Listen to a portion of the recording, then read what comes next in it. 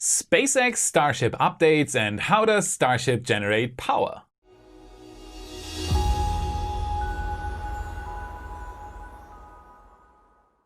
My name is Felix and I am your host for today's episode of What About It? There has been a lot going on in the space industry lately, so let's dive right in. Starship updates. It's as always incredible to see SpaceX continue with their rapid progress in Boca Chica. Starship Mark 1 is supposed to fly this year, and it is already confirmed that it will do its belly skydive on its first flight. No matter what happens on that first flight, it will be pretty epic to see Starship raise up into the clouds, flip around and come back down free-falling towards the ground again. And as it seems, SpaceX is working all hands on deck to achieve this goal in the set timeframe.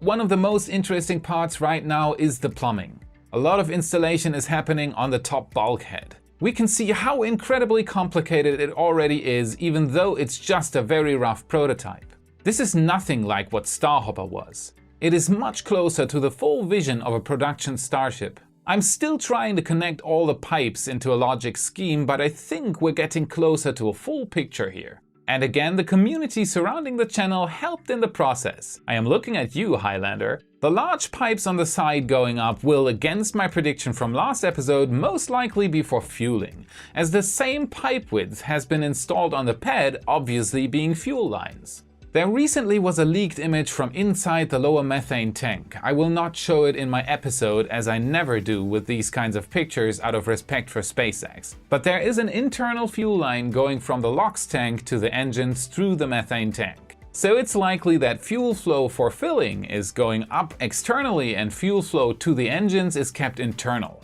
Now if you look at the plumbing again, there are three small pipes on the outside going from just above the main lower fin actuator all the way up to the top of the LOX tank on one side. The same three pipes can be found on the other side as well. And here they're going from just above the actuator only to the top of the lower tank. It does look like these might be for autogenous pressurization. Hot gas from the turbopumps is being diverted up into the tanks, again to repressurize them and in return get rid of the otherwise needed helium pressurization system. It would also make sense for both large fuel pipes to go all the way up to the cone section, as the header tanks need to be filled as well. What do you think? Work has also continued on the nose cone, and it is very interesting as well. In the original setup before the presentation, the canard fins were just loosely attached for the show. Anyone looking closer was able to see that this could not be the final design. SpaceX has been busy working inside the cone for a while now. First, they widened the hole on top again to be able to get better access.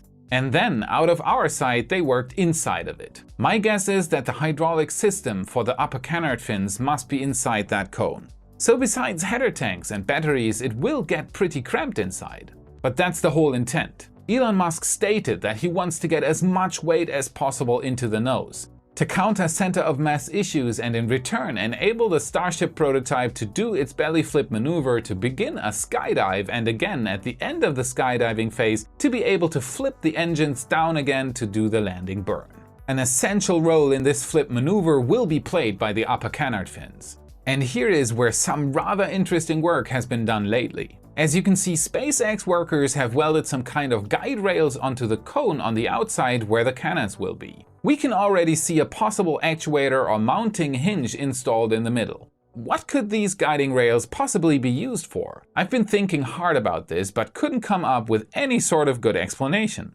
Are they just temporary? Under the yellow measuring tape there's black writing. I was able to read something on the lines of stiffer actuator? Is that where an actuator will be? Lots of open questions. Again, if you have any ideas, tell me in the comments. I normally read all of them and answer a fair bit as well. If you got the second it takes, make sure to also hit that like and the subscribe button if you liked what you just saw. It helps a lot. Thank you. The patron question. Now here comes a first for the show. One of my benefits on Patreon if you reach a high enough level is that you can ask me a question and I'll answer it on the show. Semi Oscuro is the first to reach this level, and so he gets his question answered today. So Sammy asked me the following question. Since at the latest Starship presentation there was no rendering showing Starship having any sort of external solar panels, how will SpaceX supply power to the Starship on its way to Mars and back? Alright Sammy, here we go. So this is what the original design idea looked like. On the interplanetary transport system, we did not have to ask these kinds of questions. There were nice and big solar panels on either side, probably providing a lot of power to the crew and systems inside. Then in 2018 it all got complicated. SpaceX removed the solar panels in their renders and they never came back. Even the later renamed Starship showed the same picture, it didn't have it anymore. And the latest version doesn't seem to have it either. Now if we assume that our Starship will not have any sort of solar panels sticking out like in the original design, how will they keep the lights on? Now let's go about this with a little strategy to not get lost in thought. What are our options? And I'm just gonna look at the realistic stuff here. No future sci-fi tech, all the Captain Kirks and Buzz Lightyears can skip ahead if they get bored.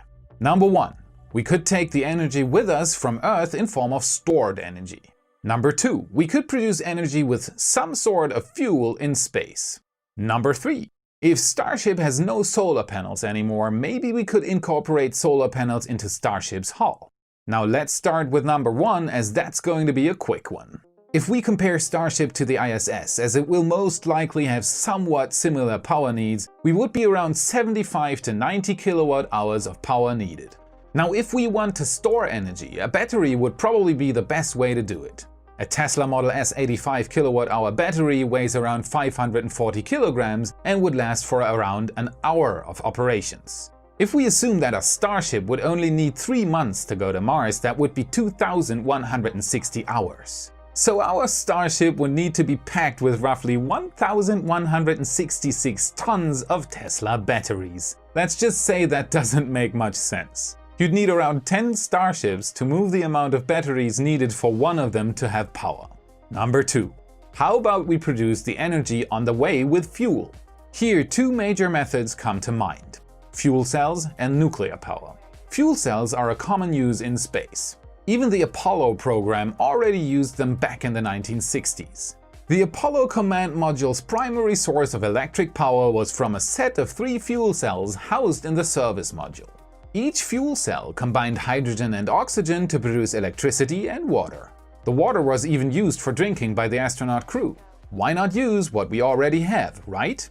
Now Starship does not use hydrogen as propellant, but methane can be used as well. In fact, the Georgia Institute of Technology even had a breakthrough with methane fuel cells operating at low temperatures and cutting down production costs significantly in 2013.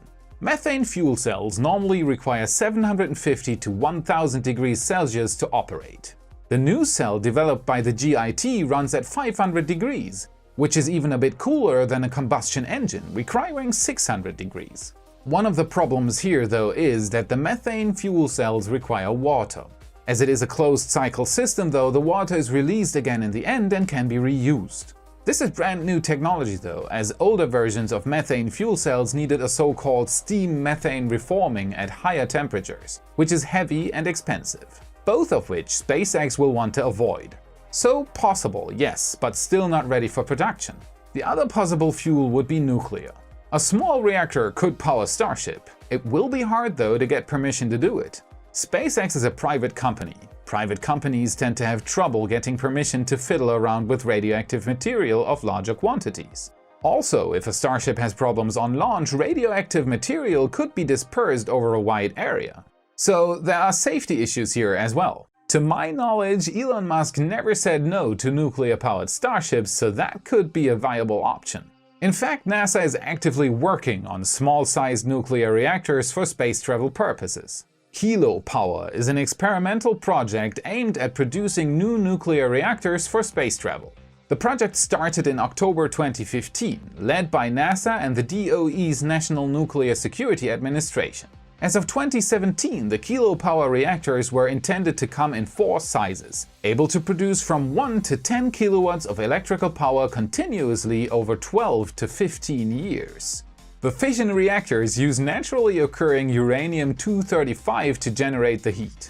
Starship would need around 10 of these to be on the safe side though. So again, there is no readily available tech to be implemented into our Starship, which makes this option unlikely again. Number 3. How about solar panels on the hull? This is rather difficult to answer, but there's one big problem here: heat. Starship is going to get very hot on the outside on re-entry, and solar panels tend to not like this heat very much. I did not find anything about heat resistance when it comes to solar cells, but I am very sure that they will burn up on re-entry.